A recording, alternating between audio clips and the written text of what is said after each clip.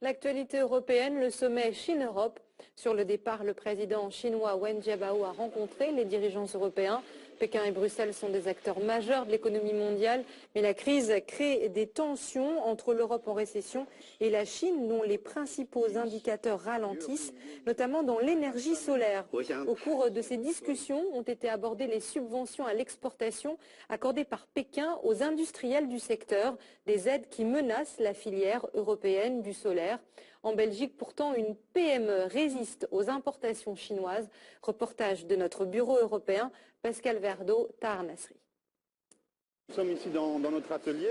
La production du jour concerne des panneaux relativement standards qui sont en concurrence directe avec des panneaux solaires chinois. Contre vents et marées, ils tentent de résister aux rouleaux compresseurs chinois. Pour cette petite PME belge, la survie est d'abord affaire d'innovation. Ici, pas de grand volume de production, mais un créneau porteur, la fabrication des panneaux du futur. On ne parle plus d'ailleurs de panneaux solaires, on parle de matériaux de construction actifs qui ont été développés sur mesure à la demande du client pour équiper des bâtiments en façade ou en toiture afin de rendre les bâtiments actifs et capables de produire de l'électricité.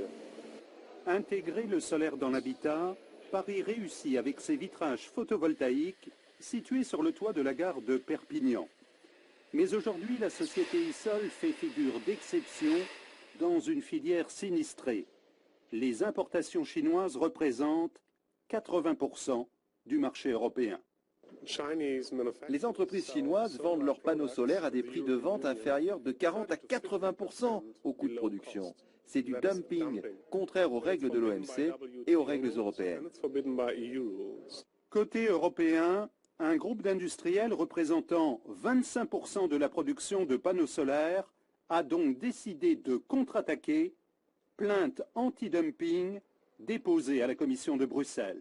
Ça veut dire qu'on est obligé légalement d'ouvrir cette enquête anti-dumping pendant une période de 15 mois. Un délai bien trop long, car il y a urgence, affirment les industriels européens, qui réclament des mesures de sauvegarde dans les semaines à venir.